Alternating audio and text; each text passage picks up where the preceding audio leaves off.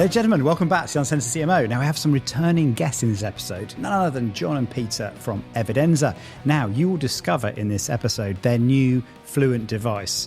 They're turning up in character. I might even participate in that as well. But we're here to talk about a few things. We are going to respond to Scott Galloway's rather contentious claim that the era of brand is dead. We have a few points of view on that, which you'll discover in a second. Talking about the 95-5 rule, which I think is one of the most profound, most important rules in all of marketing at the moment. And of course, given that they run an exciting AI company in marketing, what can AI do for marketers? And specifically, how can AI inform marketing decisions and give us access to market data quickly and more effectively? Jon and Peter, as always, are very entertaining, and in this episode, they don't disappoint. Here we go. Jon and Peter from Evidenza. Welcome back, chaps. Delighted to be here. And lovely to see you, Jon. Something's different about you. What is it? I don't know. Did you get a haircut? I didn't get, well, I mean, Scott Galloway said he liked my hair, but now Did he? covering And it up. you haven't changed it since? No, or you've been getting I've kept haircuts it. every day freeze-framed it since? then, right? freeze it. So, just explain what you two are wearing at this moment. Well, why don't you tell? What do you see? What do you think we're wearing? Right. Well, I'd see sort of got a bit of court jester vibe going on here, which I think is probably in keeping with maybe some Italian Renaissance painter vibes, somewhere in that territory. Mm-hmm. Bit of green and gold, maybe some soft muted sort of cardboard tones, sort of, we call it bone. Bone is the hex code. Bone is the hex code. Do you have the exact hex code, Jon? Yeah, it's X58539. X58734. You know it. Do you have Pantones in the US? Now he's just thrown out Pantone. We do Pantone. We have many Pantone. Evidenza Pantone. Yes, of course. Certo. Yes, exactly. Well, good to see you on brand. Yes. Always. Nice. In brand, Jon. In brand, not just in brand, on brand. So, brand is a way of life. How is the hottest new startup in AI in the marketing category going? I think it's going pretty well. I think it's unlikely we would show up wearing these beautiful, flowing tunics and plumed berets if it wasn't going well. But I think, we are in brand and we are on brand. But it's been going very well. I mean, we've grown very quickly, which has been great. Learned a lot, made a lot of mistakes, had a bunch of triumphs, and we're here today. And what would you say? Mark Andreessen has a great quote. He has a great quote on startups. He says there's only two emotions in a startup: euphoria and terror.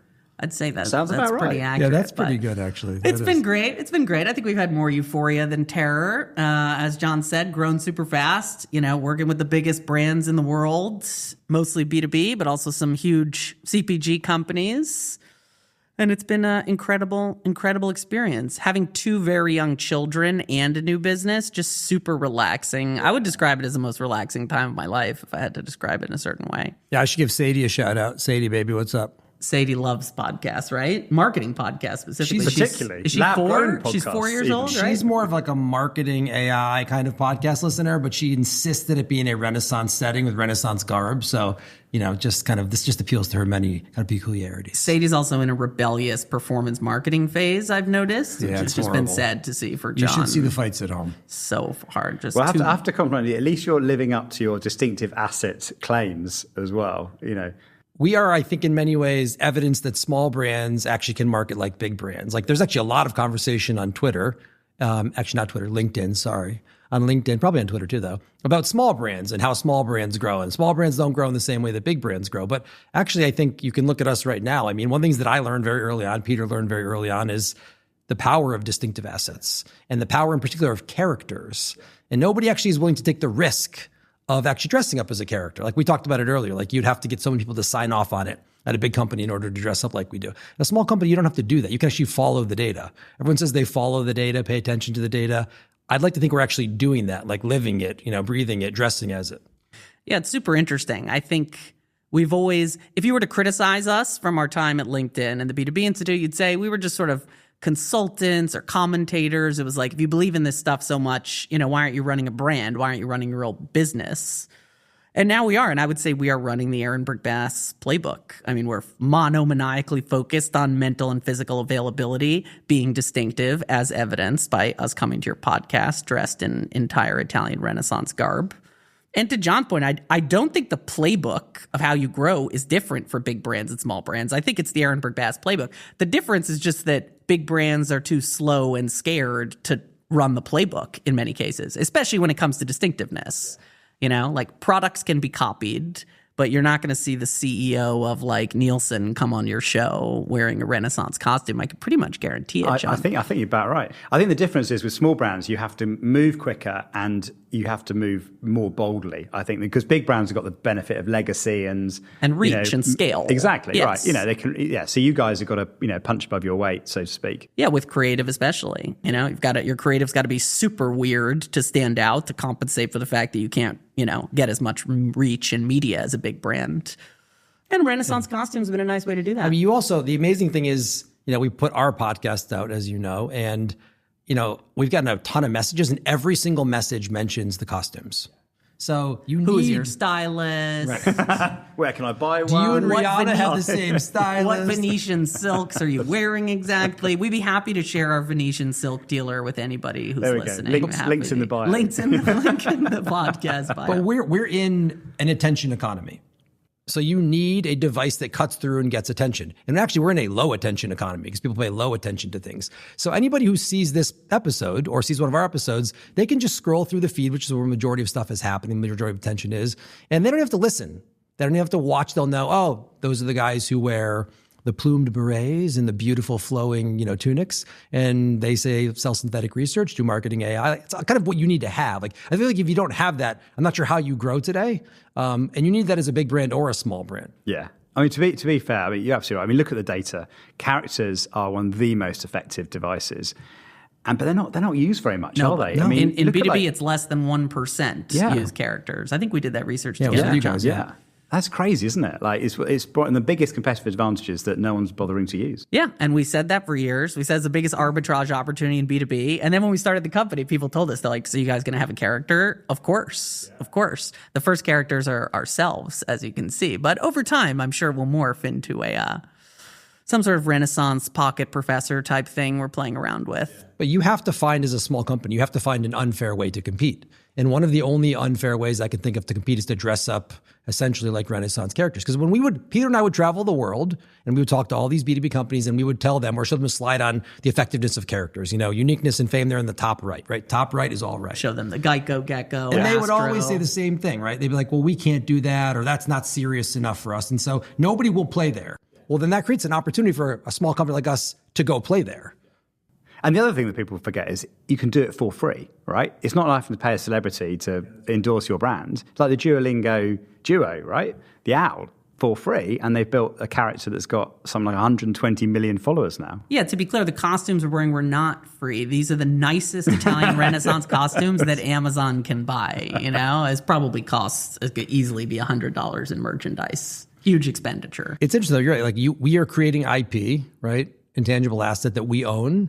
And we don't have to pay anybody for it. It ought to be a recurring asset for us, a fluent device for us. It ought to create tons of value for us over time. And nobody will copy it, even though it's the most obvious thing and it's the thing that they should most copy. Anyway, so you just started your podcast, and I love the title of your last one, inspired by a conversation that we had between Rory Sutherland and Scott Galloway, where Scott did his usual clickbait thing of the era of brand is dead, and then the whole of marketing, LinkedIn went wild in response. But I thought we should talk about it because actually I haven't had a chance to talk about it either.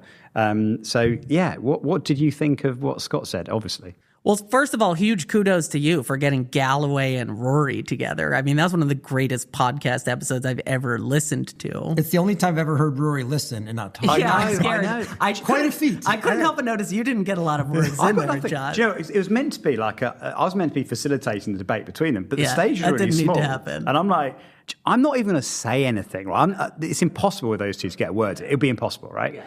But I just thought the idea of alchemy versus, algebra, effectively, which is the philosophies they both come from, could be really interesting. So I kind of thought, what are two debates that they're going to absolutely disagree over? One was going to be Jaguar rebrand, because I think Rory's got this contrarian view on Jaguar, which I think is quite interesting. Yeah, he loves it. And then, obviously, Scott's famous for believing that the era of brand is over. And I thought, well, no one better than Rory to come back at him. Yeah, listen, we found it to be quite appalling. I mean, I love Scott Galloway in terms of his life advice. I find it to be very entertaining and charismatic. But his marketing advice, it's some of the worst marketing advice that money can buy. Almost everything he said was just like demonstrably untrue. And you, in your very polite British way, did a great job pointing that out. You know, he's like, Amazon doesn't advertise. You're like, Amazon's the largest advertiser in the world. Then he's like, oh no, but it's just their ad business. And then it's like, no, it's not just their ad business. It's their expenditure on advertising. And then he's like, oh no, it's all direct response. And it's like, well, actually, it's not all direct response. They're one of the largest TV advertisers in the world, which is not a direct response channel. So he's just kind of like, I couldn't help but notice on your podcast, when he's talking about his life advice and sort of like what percentage of men go on dates, it's actually very empirical and data driven. When he's talking about marketing, suddenly it's just all anecdotes and I don't remember seeing an Amazon ad, so Amazon doesn't advertise, you know? He doesn't seem to hold marketing to the same empirical standard that he holds like his, as invest in the S&P 500 type advice. Well, he's in the business of attention. He's not in the business of marketing anymore. I think he started in the business of marketing and he had the viral event, one of his classes went viral and he built a big brand. But I mean, he's all about, it's like, think about this, in this conversation, everyone maybe disagrees with him, but like half the people love him, half the people hate him, 100% of the people talk. Everyone's talking about it. He's an attention merchant. He's really quite good at that. That's actually how he's built his brand, counter-positioning against Silicon Valley, counter-positioning against Cannes, counter-positioning against this, counter-positioning against that. It's like, go take something that a lot of people, go take a very polarizing topic, either personally or professionally, counter-position against it. And there's actually like a very clear path you can kind of grow your brand, grow your business on that very clear trajectory, very clear path. But he even admits that, right? So he talks about, if he doesn't get negative comments, he hasn't pushed it far enough. Yeah, which is totally right? true. Again, so he knows that. He says, I asked him a question right at the end, does he think he's ever been wrong? And he was like, probably between a third and half the times. So he's quite open to being wrong. Yeah. As a reminder, he said that Macy's was going to surpass Amazon as the big e-commerce player. So, we can look at what's in the Galloway portfolio, compare that to the S&P 500. There's an important, maybe somewhat kind of sad insight. I'm not sure he's saying this, and I don't want to put words in his mouth, but like one could interpret it broadly in this way, that you can say 100 wrong things, and if you say one thing that's right, because culture moves so fast, it moves kind of at the like speed of the feed, that like you just say the one thing, people remember you for the one thing, that might be enough to be known these days, And so nobody remembers what you didn't get right. They kind of know the one time you said the market was going to crash or this thing was going to happen, and you string together enough of those things and it starts to look like a pattern. Yeah, it's also like, listen, it's funny and we respect the guy and he gets attention and it's all great. But like there is something a little sad about it. Like, as a reminder, he's a professor of marketing. So I just like to remind everyone, adjunct professor of marketing. So he's teaching the next generation of marketers at NYU, which is top business school.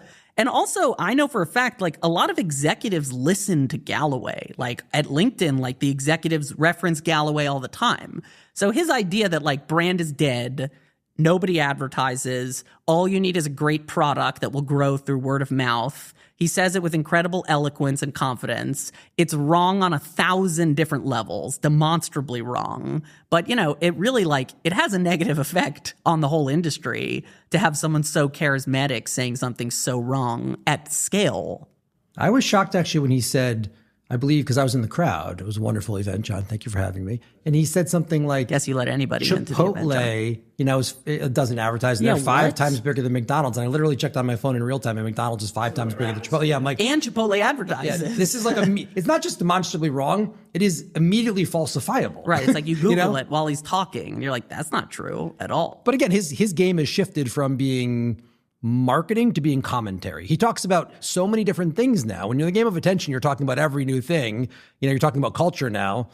And I mean, how many different things can you know about? I mean, Warren Buffett, our boys, is retiring. Yes, one of our close friends. Warren, if you're listening, we love you. We miss you. Him and Buffett have the idea of circle of competence. Yeah. It's like you have a circle of competence. You probably know about very few things. You probably keep to those things. And the other things you probably shouldn't have a lot of confidence talking about. But yeah, if you're not being held accountable, then talk about it. You compare Galloway to like Ritson, they're both marketing professors, right? The difference is like Ritson is talking about marketing. And when Ritson's talking about marketing, he's talking about the most cutting edge and empirically rigorous ideas in marketing.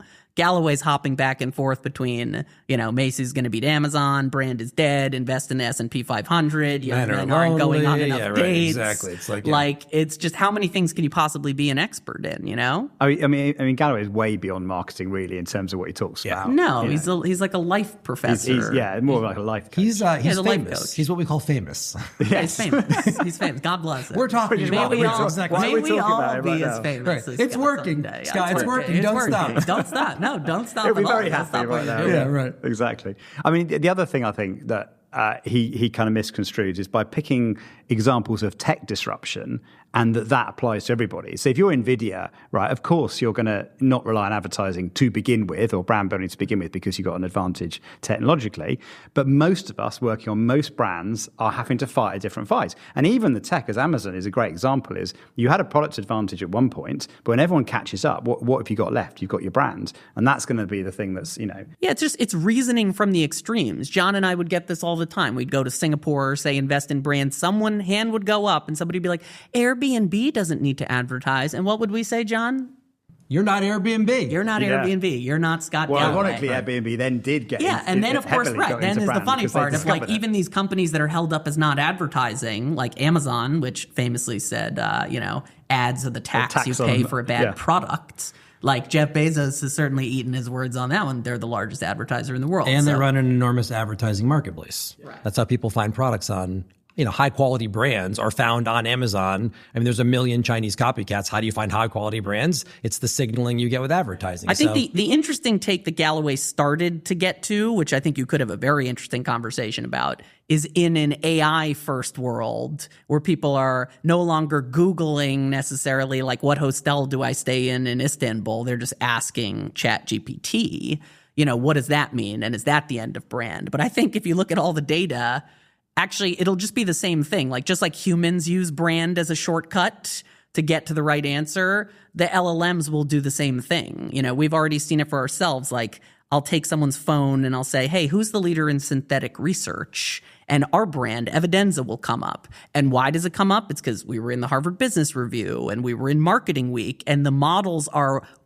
they're upweighting those reputable brands. So whether it's a robot making the decision or a human looking the decision, either way, they're going to default to familiar brands. Well, this is a big misconception. I was actually listening to a podcast maybe last night or the night before with Andrew Bosworth. You listened to a rival podcast, not John Evans' podcast? It was an Andreessen Horowitz podcast who just unwent their own interesting rebrand. That's a good one to listen to. He's the CTO of Facebook. And he's talking about AI, and they have the exact same conversation. With AI, like brands are going to die, and so obviously there is this kind of undercurrent that flows through Silicon Valley, which only believes in technology and product that assumes brand doesn't matter, technology is all that matters. But in the same way, you have to think of what to type into the chat box on Google. You have to think of what to say into OpenAI or what to say to Claude or what to say to Gemini. And so it's the same idea. You have to program the mind, like you win the mind to win the market. And the brands are shortcuts. We do things that are easy. And so like hacking the mind or programming the mind or building mental availability, however you want to talk about, like the mode may change. You may go from typing to talking, but it's going to be the same mental shortcut brand. Yeah, let's just use an example. Okay. So let's say you work in IT, you're a CIO and you need IT service management software. You're probably going to go with ServiceNow, which is the market leader in that space. You're not even going to go to Google or ChatGPT. Now let's say we're in the AI era and actually you go to ChatGPT and you say, hey, I need a new IT service management platform. Who should I use? Let's say ChatGPT brings you two options. Okay, they bring you ServiceNow or like Jimmy's Discount IT Service Management Shack. Like which is the human going to pick, So there's just no way around it. Like at the end of the day, the human is always making the decision and the human prefers familiar brands. We're biased towards familiar brands, as are the large language models. So just an ice cold take from Galloway. We can tie that to B2B, by the way. Like, let's say that it brings you, let's say ChatGPT brings you these two answers, Baba Ganoush and BabaGanoush.com and ServiceNow. You may want to go with Baba Ganoush, but you're going to think, well, I've got to justify this to like 10 other people on the buying committee. Do I want to make a fool of myself? Do I want to risk losing my job by recommending something I've never heard of but came to me through an AI? And right. I don't know if I want to do that. And can the AI go to the meeting and defend it for me? No, I have to go to the meeting and defend it. Right. So the AI may own, you don't want the AI both taking your job and losing your job, if that makes sense. So like you're going to choose brand for like a very specific specific reason, which is risk mitigation or blame mitigation. Yeah. But I mean, at the end of the day, for me, I think you touched on this, that it's the psychology that actually wins this argument, because the way humans make decisions hasn't changed for a very long time and isn't about to change quickly. So there's this lovely heuristic we use at System 1, which is fame, feeling, and fluency, right? Have I heard of it? Do I have positive feelings and associations towards it? And does it come to mind first or quickly, right? And that predicts about 85% of a brand scale. So, that's how we think. So, the routes to market might change and how we get those messages across, but how the consumer is making decisions hasn't changed. And that's the great fallacy at the heart of the Galloway argument, is he's overly fixated on how has culture changed, how has technology changed, and he's missed like the big picture, which is that it's the human brain, and the human brain hasn't changed in 300,000 years. And brands exist because people do not want to research. They don't want to spend 10 hours deciding what hotel to stay at in Istanbul. So they will default to the Mandarin Oriental and, the Four Seasons, which were the examples. Oh, by the way, Galloway's like, I don't stay at those brands anymore. Now I stay at the Soho House, not a brand. I'm like, what? Dude, what? That's a brand. What are you talking about? It's like, but that's the whole point. Like, you can't escape from brands. It's a brand for people like you who don't want to go to mainstream brands. Right, exactly. It's a premium brand. Yeah, that's what they do. So it's like I just interpreted that as bragging. He's like, I don't stay at the Ritz-Carlton anymore. I now stay at the Soho House. So and cool. I go there because so there's lots of like hot young chicks. Young, I was like, this is interesting. I don't know where we're going with this. Yeah, but, I learned more about Galloway than I did about marketing effectiveness. Let me tell you that much. Galloway effectiveness very high. Marketing effectiveness very high. Very low. Quite a bit lower. Very low. Brilliant. Right, we must talk. One of the data points that I know we're both big fans of, which I think absolutely puts the nail in the coffin for the era of brand is dead. And I know something you guys had a hand in kind of popularizing is the Ehrenberg-Bass 95-5 rule, which I just think it's one of those. It's such a simple insight that when you think about it, it makes complete sense. But it completely changes how you approach marketing. Because if on average only 5% of people are in the market today to buy the brand that you're selling, you have to spend a lot of your time and effort trying to capture the future buyers of your brand. And yet, in most categories, particularly in B2B, we spend all our time trying to chase after the 5%, don't we? Yeah, I mean, listen, it's the keystone concept. It was John Dawes' idea. Credit to Professor John Dawes of the Ehrenberg-Bass Institute.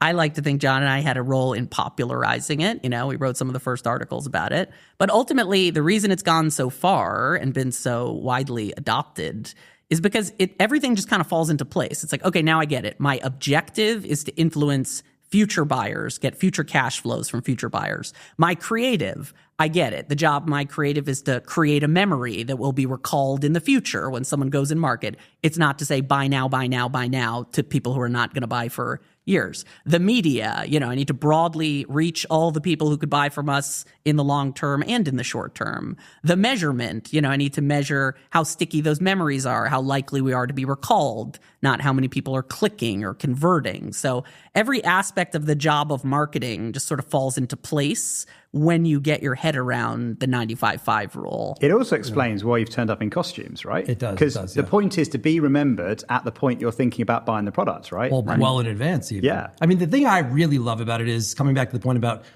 Silicon Valley or Galloway, they think it's technology that matters, or it's product that matters, or it's culture that matters. Like I think a Ritzen idea that has been very influential is market orientation. The customer is the person that matters. And in fact, the 95-5 rule is very customer focused. It's not talking about the funnel, like no customer's at the top of the funnel or the bottom of the funnel. The customer is either thinking about your category in market or not thinking about your category at all out market. And most people are not thinking about the category, they're out of the market. And so actually you have to kind of sell to people who are not in the market to be sold to. One of the only real ways you can do it is what we're doing, right? It's building your brand around, these are people that are doing synthetic research, marketing, AI. I broadly get that about them. They're dressed up in a costume, so I recognize them whenever I see them. I don't have that need today, but maybe tomorrow my boss is going to say, should I name my after party, Data After Dark, or should I name it Supply Chain and Champagne? And then they're going to be like, I need that answer really fast. And the only way I can get that is synthetically, right? And so you kind of have to market to people who are not going to buy it to you. You have to do it through what we're doing. Characters, fluent devices, distinctive assets. That's just a very customer-focused way of seeing the world. Like, I know that they don't care, so I have to do something that's very easy for them to, like, low cognitive load to get them to kind of pay attention or just even notice. And then, if I've done that, I've probably earn the right once they move in market to be shortlisted and make the sale. But it's very customer focused. Then there's a cash flow analysis too. Well, yeah, it's both customers. The 95-5 rule anchors you in your actual customer, they in-market or out-market, but it also helps you with your internal customer, which if you're in B2B is sales and finance. So the message to finance is, hey, 95% of people are future buyers, which is the source of future cash flows, which is what determines our valuation as a business. Businesses are predominantly valued on future cash flows. So you could say to finance, I'm not doing brand because it's like cute and I'm like obsessed with, brand mood boards and personalities. I'm doing it to make us more money when people enter the market. And that's a story to finance. To sales, you say like, hey, the 5% that we're going after today, they're mostly spoken for because there's great research from, Bain and Google saying that something like 80% of the time, people just choose whatever brand popped into their head on day one of the sales cycle. So then you basically say to sales like, hey, let's not play that losing game that everyone else is playing. Let us help you fill the pipeline so that you get more leads coming in when people actually enter the market. But maybe somewhat counterintuitively, that's not by running lead gen advertising. It's by running, talking geckos saying, hey, when you need car insurance, think of Geico. But people have basically for a long time said right person, right message, right time, which is wrong. It is right person. It is right message. It's wrong time, actually. It's well before they're going to buy. It's not right time. It's wrong time. If you reach them at the wrong time, assuming they're a category buyer, you'll then have the chance to sell to them at the right time. Right. But people don't think about it. If you reach them when they're in market, it's too late. And this is actually a great finance idea. I was talking to my financial advisor the other day, lovely woman, Courtney, Merrill Lynch. Shout out Courtney. Sure she's listening to the podcast. But she sent me this thing from Bank of America where they're like, it's not about timing the market. It's about time in market. And it's the same thing in marketing. It's not about timing the customer and trying to reach them right when they're in market. It's how long have you been investing in your brand, just like how long have you been investing in the S&P 500. That's the predictor. Talk about some good advice from Scott Galloway. He talks a lot about this, right? Compounding. And it's just like how long and how early did you invest in the S&P 500? I would say that, again, you can come back to Buffett here. Buffett was very early on Geico. And so Buffett very quickly understood if I can build this kind of memory device, the Geico Gecko, if I can win the mind, I will win the market. And then that will grow my share and it'll be extremely profitable. But I credit him with being, he's actually in many ways a brilliant marketer, a really brilliant marketer. If you go read the old papers he wrote, he's written these like one-pagers that have been circulated around See's Candy and stuff. You can actually see all of the hallmarks of mental and physical availability well in advance. He gives incredible advice, I would say, on life, incredible advice on business, incredible advice on branding, but he really understands you win the mind to win the market. Memory is a bit of a moat. Like we're trying to build memory around synthetic research, our characters, build a moat there. But that's not an idea that obviously is widely pursued even today. But I always am amazed that the most financial person, the greatest investor of all time was deeply invested in Coca-Cola and Amex and Geico and Apple. Like he really internalized that in a way that's extraordinarily powerful. And so Buffett on brand is kind of like, that's what you should go read about brand, not Galloway. I love your bring it back to Scott, talking about compound interest as well, because the other thing that people forget about building brand is exactly how it compounds and becomes greater and greater return. We did some research last year, actually, System 1 called Compound Creativity. We're looking at creativity, but you look at this gap emerge, like those that are consistent about how they present their brand to the world, the return just gets bigger and bigger, and those that keep on changing what they're saying end up flatlining. Yeah, marketers are day traders. They're changing their tagline and their creative every 5 minutes. That's the equivalent of buying and selling stocks every 5 minutes. Just like in financial markets, it's the people, have you ever seen that famous Fidelity study of the people who had the best performance in Fidelity? They were like these people who just kept crushing the market. And Fidelity was like, what do these people have going for them? Are they like financial geniuses? Are they mathematicians? And at the end, they found out they were just people who had forgotten their password and couldn't change their investments because they couldn't log into the platform. So it's like, if we could actually just figure out, me. That's the thing I do. If we could figure out how to lock marketers out of changing their creative, if it was password protected and then we wouldn't tell them the password, all their brands would probably be 100 times stronger. There's another point we kind of should make also about, in my experience, all B2B marketers have a problem making the case to finance and sales, right? Why they should invest in brand. But you can also, it's not just that the 95/5 rule puts it in customer terms, it puts it in cash terms. So you can say these people, the in-market customers, the 5%, they're your current cash flows.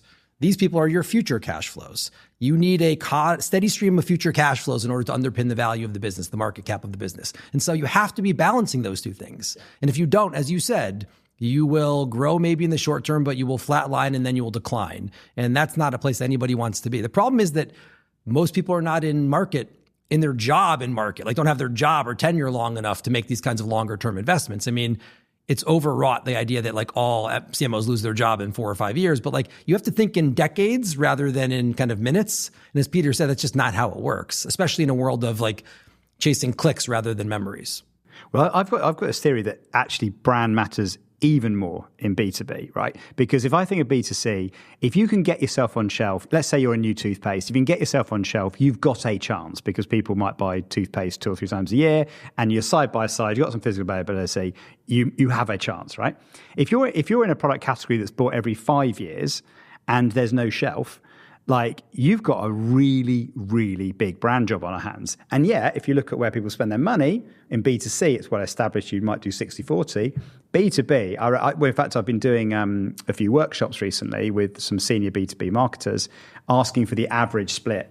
And most people come back with 90-10 in the performance. Of course. Now, they should be saying to me 90-10 brand. Yeah. But they're saying to me 90-10 You have performance. a theory about B2B brand and where you should spend your money? Would you like to see some data? What if I told you, John, that there's a company that can do synthetic research and ask category buyers how often they buy the category? Would that be something you might be interested in, John? Yeah. And you could calculate personalized or customized or category kind of specific. Could you get them on the podcast? Yeah, we could actually. We could. Oh, I think they're on the podcast. Hold on. John here. Yeah. Well, why don't I tell you what we did, and then John can show you the data. So, as a reminder, what we do at Evidenza is we build synthetic samples. So you choose a category buyer in B2B. Let's say it's a CEO of a company with 10,000 plus employees in Minneapolis in the manufacturing sector. So you get a tightly defined audience. 3M. And then you get AI to impersonate not only that individual respondent, but you do it at scale. So you create 1,000 permutations of a CEO who buys ERP software. And then you can actually get these synthetic respondents to take the surveys and get it, 1,000 times faster and much more cost effectively than you could have if you even attempted to get a CEO of a Fortune 500 company to take a quantitative survey, which is basically impossible. So in this case, what we did, and John will walk through some of the data, is if you actually look at John Dawes' seminal paper on the 95-5 rule, one of the best things about the 95-5 rule is that you can actually immediately test the theory for yourself. Because it's a survey. You just field a survey to people and say, how often do you purchase the category? Is it every quarter? Is it every month? It's actually a pretty simple survey. The problem is nobody runs the survey because people don't run surveys. It's too slow, too expensive. So what we basically did is, John, you want to talk about what we did? God, I thought you'd never ask. You thought I'd never ask. I did. Yeah, I mean, we will produce synthetic data that estimates how many people buy in a week, how many people buy in a month, how many people buy in a quarter, a year, 2 years, 5 years. And that data is synthetic, but it's rooted often in a real piece of evidence somewhere around people talking about how often they buy the categories. This is the way that synthetic data is often modeled on real world actions, right? But the data is very interesting because the data shows for CRM, for example, over a 5-year period, 100% of people in that category will buy the product. Cybersecurity, same thing, 100%. Cloud, 100%. Medical devices, only 71% of companies will buy medical devices over a 5-year period. And ERP, only 63% over a 5-year period. So you're going to basically try to get everybody to buy now, when in the case of ERP, maybe only 3 people will buy over a 5-year period. So there's another 40% who probably won't buy for another 3-4 years. So it really just tells you that you need to kind of think in a 5-year horizon. And that's the way to kind of program your brand and demands. But it's a lot of it should be brand because most people are just not buying, right? They're only going to buy once every 5 years or so. So I would spend, like you're saying, it's 1090. And at LinkedIn, we saw, I think it was 1585. And the number, I'm not sure the number should be reversed. It shouldn't be necessarily 90-10 because you have to compete very fiercely for customers in the market. John Dawes made that point to us. But I think at a minimum, it should be 50-50. I mean, you should think of it you should be like a hedge fund, right? Like I'm hedging part of it on the future and part of it on the current. Stocks and bonds. But that's not what people are doing. Everyone is basically short brand and they should be long brand. So we did this for 20 categories. We did it for 10 B2C categories, 10 B2B categories. We fielded the John Dawes survey. And now we have, you should show the quarterly view as well, because I think that's interesting. Yeah, the quarterly view is interesting because, as you can imagine, everybody buys milk in a week. as we just saw, only 60% of people buy ERP in 5 years. So like that just teases out a little bit of the difference between obvious differences between B2B and B2B and B2C. But in any given period, there's basically like 11 times more people in B2C who are buying the category. So B2C is a very common category. Means to me it ought to be more activation, right? More kind of like lead gen, depending on how you want to think about it. And it means that brand should be the opposite. Like basically consumer should be B2B and B2B should be consumer, but it's the complete opposite. But it is category dependent. I think the critics of the 95.5 were always like, well, is that true for every category? Like now you can look at every category. We have it, yeah. And you can see it makes sense to think, maybe in terms of months if you're selling B2C. It makes sense to think literally in decades if you're selling ERP.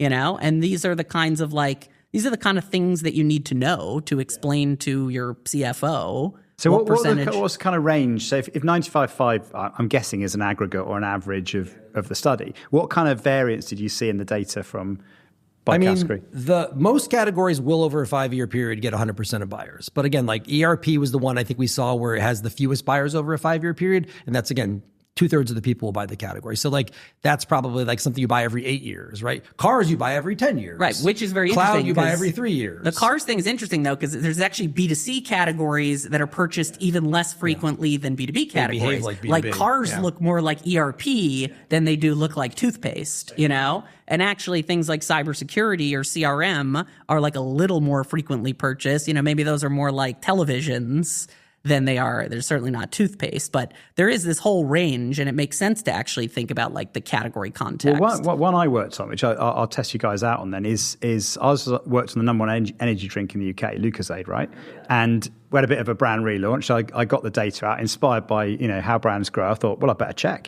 How often do you think that one's consumed on average?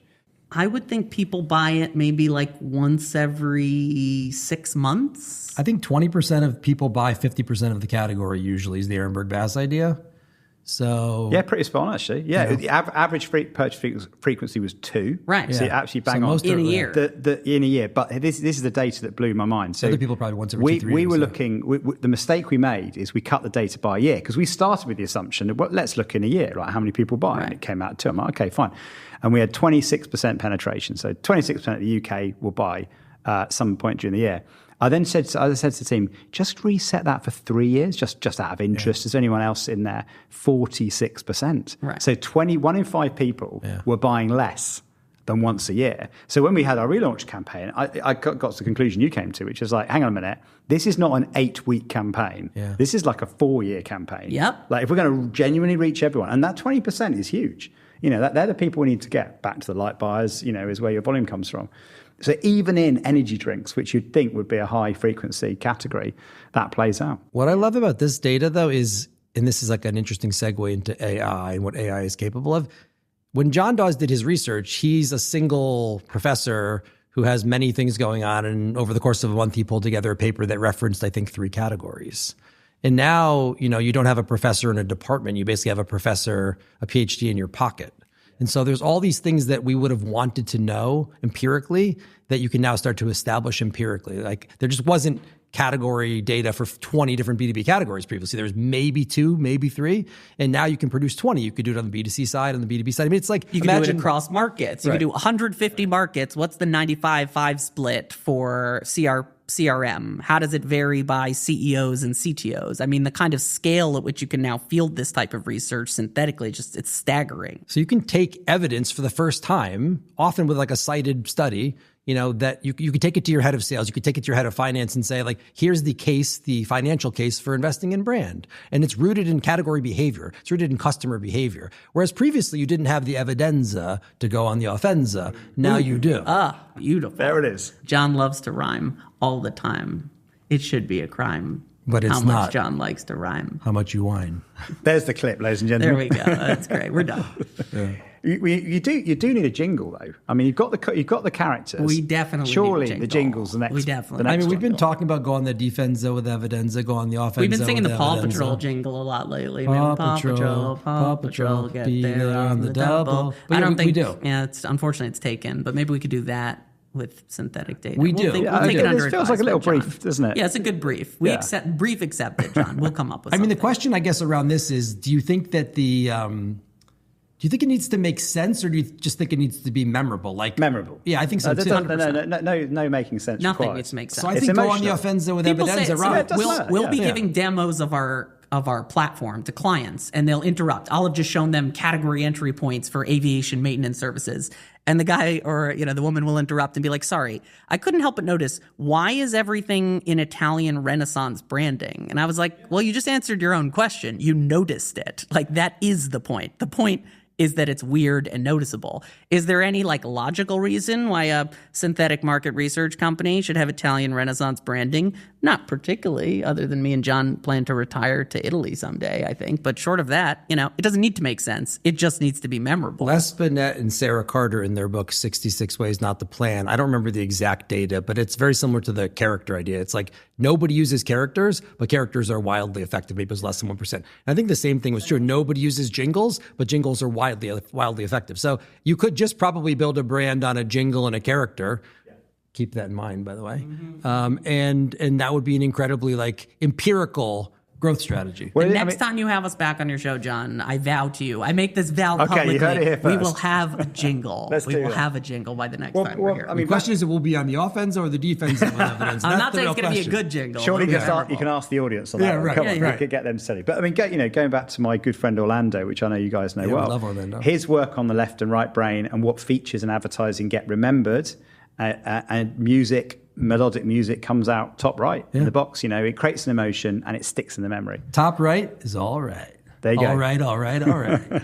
So we talked about 95-5 rule as being something you can get to very quickly in a way that you wouldn't do before. What are the kind of biggest marketing questions that people are asking you to answer with AI that couldn't be answered before? Now they can because Evidenza are here. I think a good way to think about what should you use AI for is basically how painful is the traditional equivalent? So in other words, market research, very broad category. But within market research, there's types of research that are pretty fast and cheap, and there's ones that are really slow and expensive. So if you're looking for efficiency gains from AI, the largest gains will be on the most complex, slow, and expensive forms of research. So sure enough, that's mostly what we're doing. Clients come to us for segmentations and persona research. Personas, they're usually put together qualitatively or talking to sales. If you try to do it quantitatively, like a segmentation, could easily spend $500,000 or $1 million. It could take up to a year. So now with AI, you could do 100 segmentations a day across 10 different categories and 100 markets. So the efficiency gain there is staggering. Category entry points is something we're doing a lot of work on. So John and I used to do that with Real Humans at the B2B Institute. It was phenomenal, but, cost $200,000, took 6 months. Now, again, you can do that across 11 categories, 150 markets, fraction of the time, fraction of the cost. So I think it's a good mental model in general is, and this happened when we first took our business to Linda Boff, who's the legendary CMO of GE and now is on our advisory board. We told her about our company, and she was like, the reason I love that idea is because, you can be a vitamin or a painkiller, famous thing in startup life. And you want to be a painkiller. Right now in AI, everyone's like, how can we get AI to develop the creative? That's marketers' favorite part of the job. That's the last part of the job they want to give to a robot. Running a quantitative survey that cost you $500,000, took 6 months and maybe got you fired because it came back with the results you didn't want. That's a real pain. You'll happily hand that off to the robots. So I think it's just a good mental model for AI in general is what is the sort of worst part of the supply chain? That's where you should apply AI first. The way that some VCs talk about categories you should try to build a business in is low NPS, so nobody likes it and nobody rates it, and then high fragmentation, lots of vendors. And those things are related. And market research is the most obvious place that's true.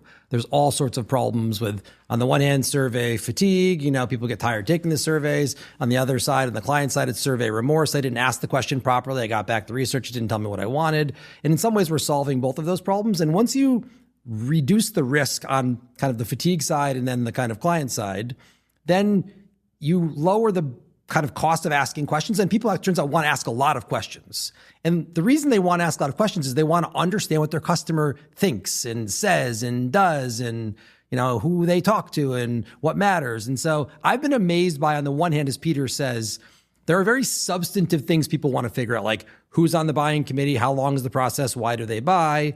What should our segmentation look like? And then on the opposite side, there are very superficial questions, which in their own way are just like a wonderful way of understanding what the customer thinks, which is, again, like the data after dark or supply chain. What should I call my after party? What should it say when you submit a form? Should it say thank you? Should it say, these are tactical things where previously the cost of complexity was so high, or the cost of curiosity was so high, I should say, that, you reserved market research, not just for the biggest brands, but the biggest questions. Now, as that comes down, all of a sudden, you can have every single marketing decision you make informed by some sort of quantitative research, which nobody really does. I mean, we did synthetic research on this. We asked synthetic marketers, how often do you do, quantitative research to inform a marketing decision? I think it was like 10% said, yeah, we do that, always. Microsoft famously used to say they wanted to put a computer on every desktop.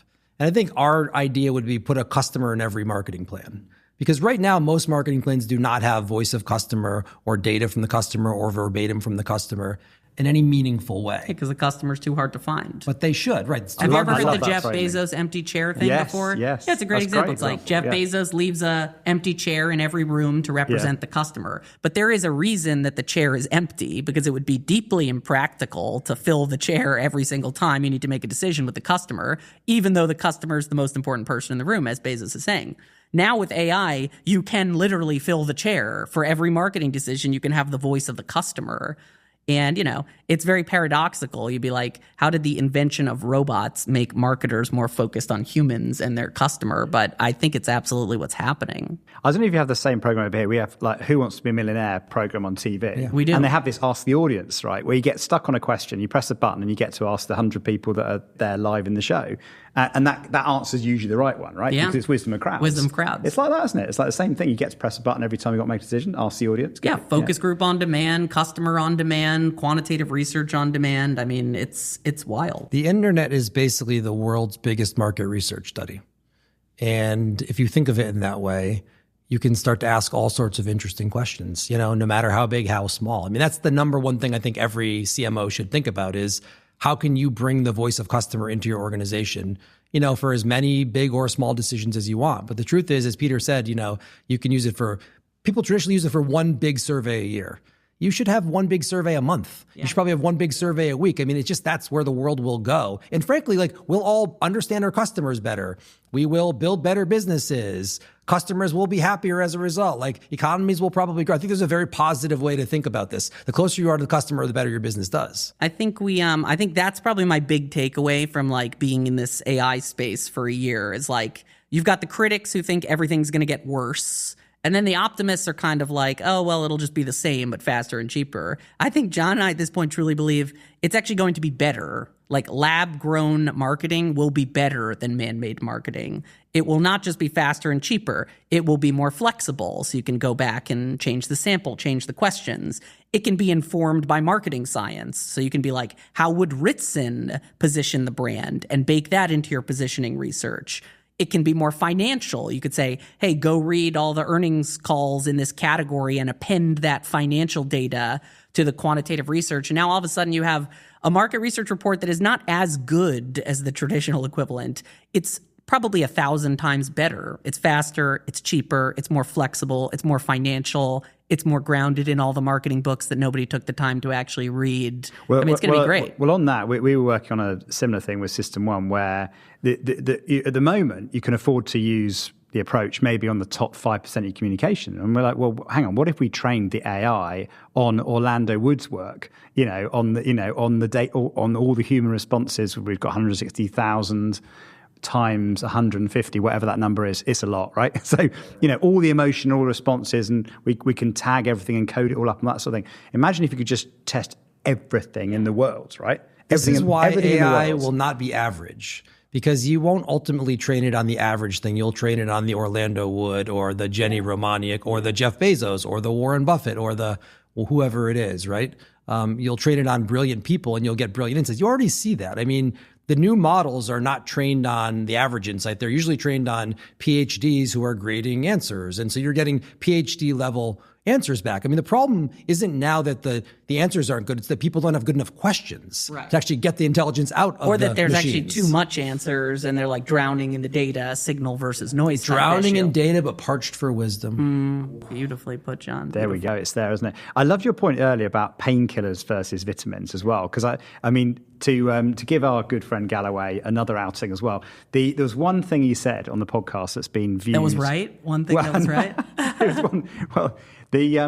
That's been viewed 10 million times. What is it? I'm dying to know. It's quite. He said the less sexy Yeah. the industry you're in, the greater your return on capital. Yeah, everyone wants to be actors and bartenders and, you know, models, et cetera, which have a very short lifespan. I've got a rhyme for all of these things, John, and the rhyme for this is boring is soaring. Well, but you're exactly right. Like Galloway, that is good life advice, but it's also good advice to anybody looking to start an AI business right now, which is like, look for the least sexy thing that requires some sort of real subject matter expertise and that everyone hates. When we go into a CMO today and we're like, hey, are you happy with your segmentation work? Nobody is like, love it. Loved spending $1 million on that shitty segmentation. You know, that's like a universal pain point. So sorry, what Peter meant is there's no money in B2B. It's very boring. Yeah, stay away. Stay out. Don't do an AI market research business. There's no money there. You'll hate it. You'll hate it. Stay away. Stay away. Stay away.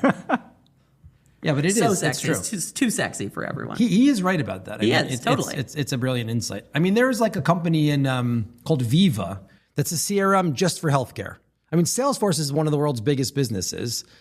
And yet in that market is so big it can afford a publicly listed company. It's a pretty big company just in the CRM category. You know, so like there's riches and niches. That is insane, isn't it? Yeah, but you're absolutely right. Go for the boring categories. Solve the pain. And don't be scared, you know. People think AI is just going to like eliminate their jobs. But in many cases, it's doing jobs that weren't getting done in the first place, you know? I mean, segmentation, it's category entry points, great example. It's not like people were doing that job, now it's going to be replaced by synthetic research. They weren't even bothering to do that job because they didn't have the time or money. You know, when you talk about the bank tellers thing, I always love that story. Well, before that, I went to an insurance conference recently. It was a marketing insurance conference. And so I was just like, how many people in this room have done a segmentation study? Yeah, there's probably 60 people in the room. I think probably 4 people raised their hands. So to Peter's point, nobody's doing segmentations.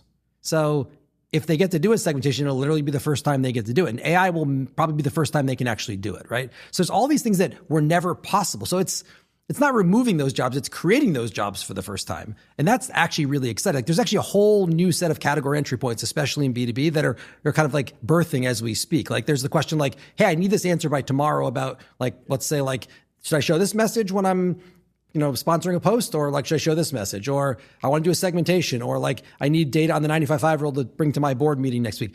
Previously, there just wasn't the ability to do that. So it's probably going to create a market that never existed. And honestly, when it's a digital market, it's usually 10 times bigger. So it's going to create not just a new market, but a huge new market in B2B. I think that's what people are missing is you're growing the market. You're you're creating accessibility to something that up to now hasn't been accessible. If you work in pharma and you want to talk to an oncologist about whether this message is going to make them recommend this drug over that drug, that's something that would have cost a lot of money. Yeah, well, that's actually very interesting. So there's things we didn't anticipate about the business. One of them is like how big it's been in pharmaceutical categories, because John and I don't come from a pharma background, but in pharma, it's actually like in many cases you cannot talk to the customer, not just because it's hard to reach a nephrologist, and we have literally done research with synthetic nephrologists, but because there's so many like HIPAA rules and regulations, or, you know, there's risk. Like you don't want the small pool of rare disease doctors to know what new products you're thinking of rolling out. Now that you're talking to AI doctors who are not real people,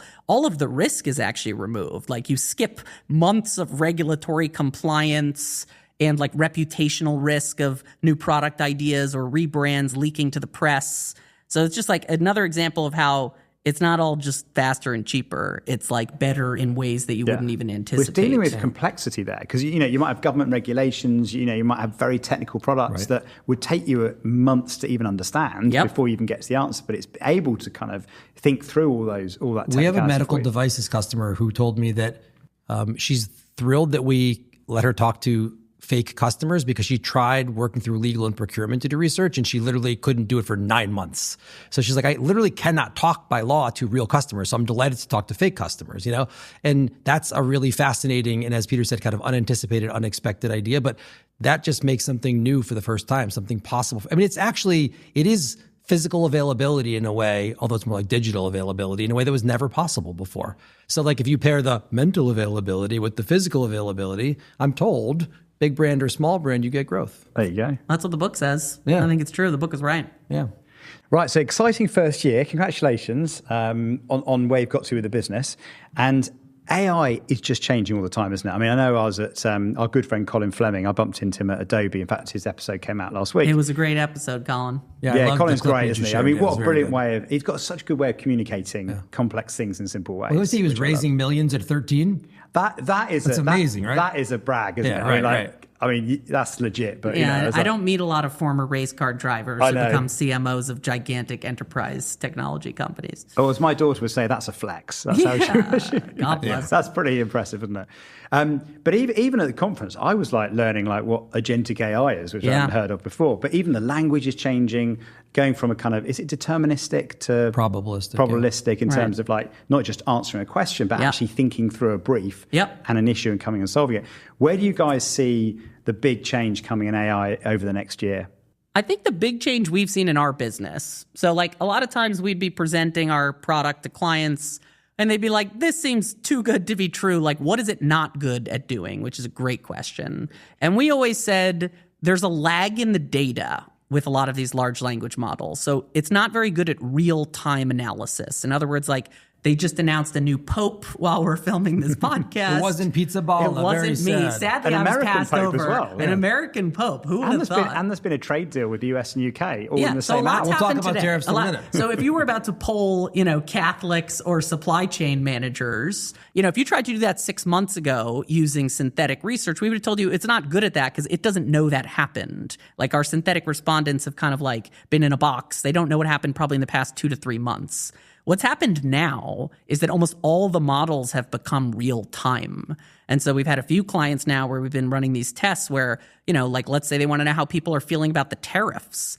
Well, again, think about the traditional equivalent. First of all, trying to, survey supply chain managers about what they think about tariffs will take forever, cost a ton of money. But, the news on the tariffs is changing every single day. So by the time you get the data back, it's like, when was this even based on? Now that the models are real time, you can literally like take a news event and say, how is the market or how are CEOs or CMOs or CTOs, how are they responding to this news?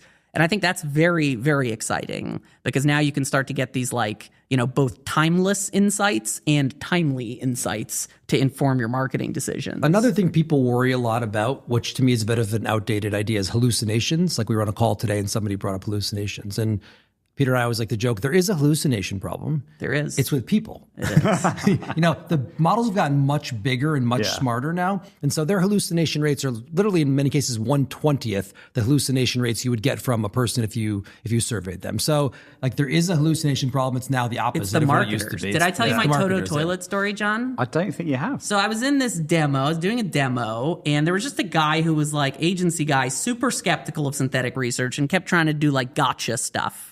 So I was talking to a synthetic person in the UK and a synthetic person in Germany in this synthetic panel.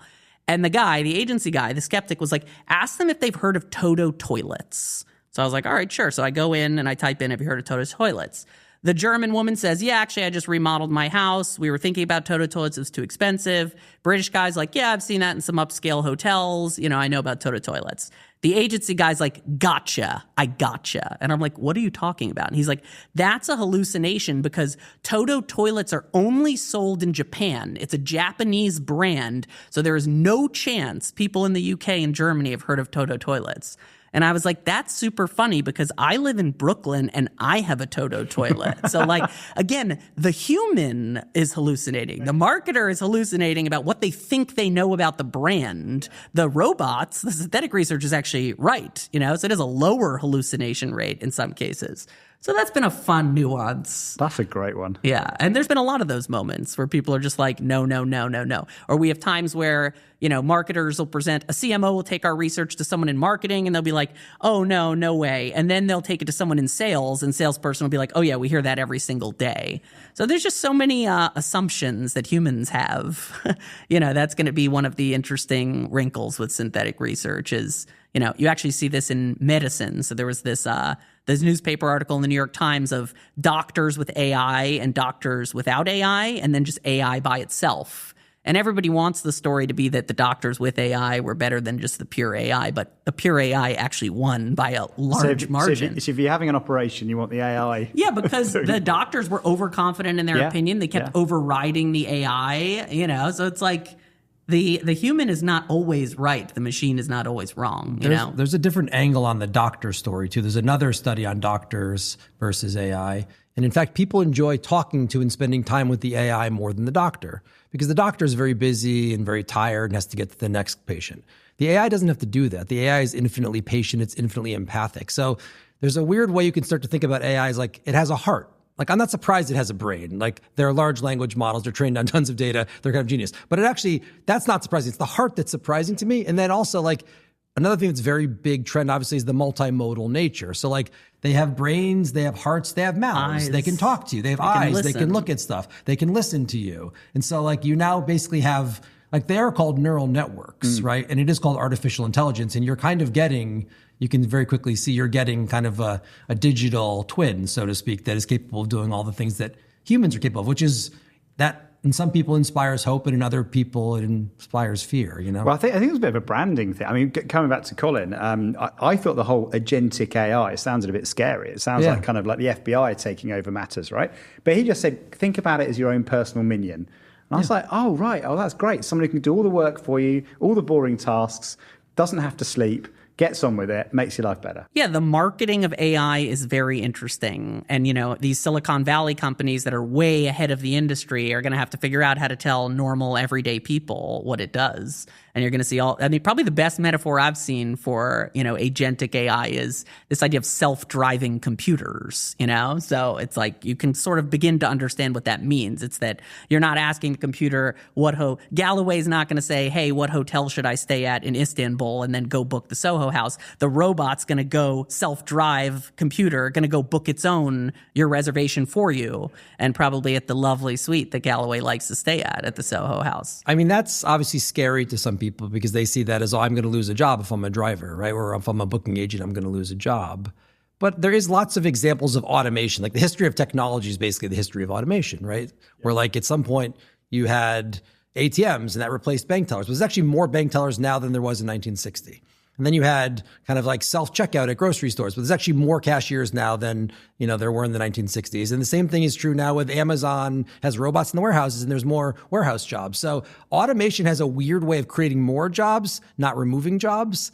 I mean, that's the hopeful case for it, obviously. Like we have to see how it goes. I don't know if that's hope or cope, but that is an interesting way of thinking about it. It's one of them. Well, I think that's a perfect place to end, actually. Always end on a high, as they say, which is good. And I tend to agree with you, actually, because history tells us that with every technical revolution, as you say, it creates more jobs. They're just different to the ones that it replaced. But we haven't made ourselves redundant yet. So not yet.